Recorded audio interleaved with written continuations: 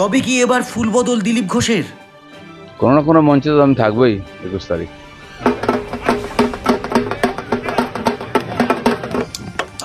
তবে কি এবার ফুল বদল দিলীপের? আবারও সাসপেন্স বাড়ালেন দিলীপ ঘোষ। সোমবার নিউ টাউনে তিনি সাংবাদিকদের মুখোমুখি হন।